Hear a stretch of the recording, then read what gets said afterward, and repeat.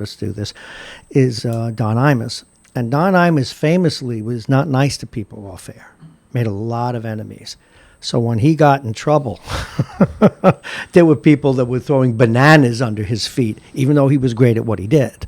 So it took him a while to get into the job and sort of repatriate himself. So that is the way the world works, unfortunately, or fortunately. Well, like I said, I mean, he's a very talented guy, and if he, if this gets sorted out somehow, fine.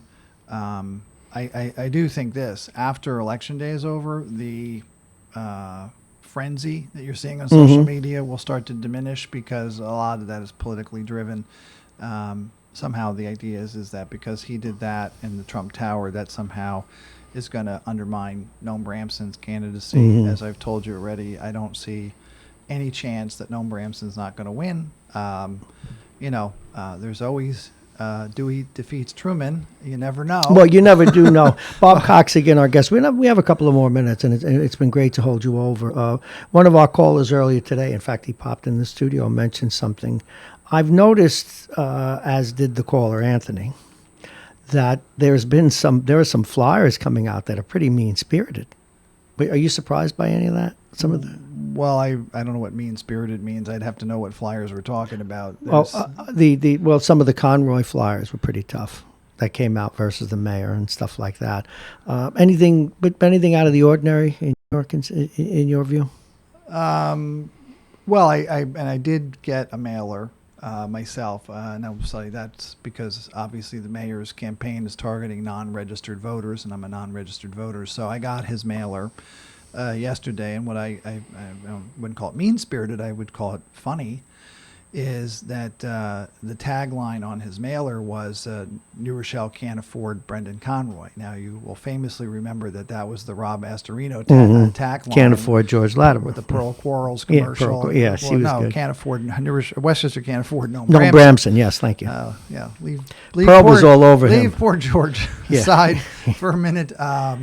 It just. She was good on those commercials, by the way. I always kid her about it when I see her. She, they always say about. Someone asked me, like, how did they get her to do it? And I said, it's like Chuck Schumer. The most dangerous place in Washington is between him Chuck and a Schumer microphone. And try to keep Pearl Quarles away from a TV camera. She's very comfortable in front of the TV, and she's very comfortable doing that commercial. But that tagline.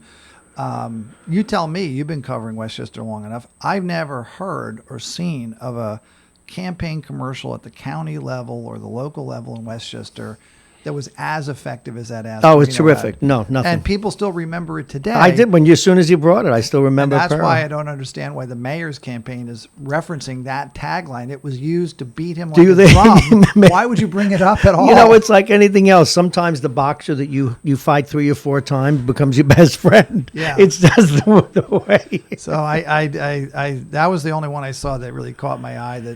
I just laughed when I read it. I said, really? No, why would you bring this up? So if you were handicapped, now you already know, as Jake Schaefer pointed out earlier, your handicapping for football leaves a lot to be desired. Okay. But we're going to let you a point with, stop laughing, Jake, a point with Notre Dame.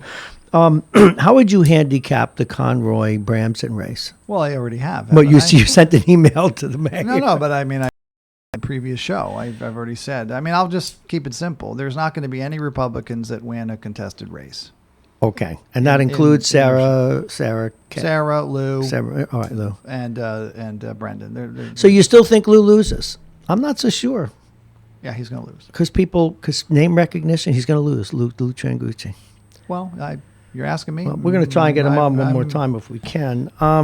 It's always great to have you. You mentioned something else before, and I'm going to mention one other thing. Yeah, please do. Keep talking about the name of your show, and I know that when I put you in my calendar, that's my name for you. Marrone Mania. Yes, I like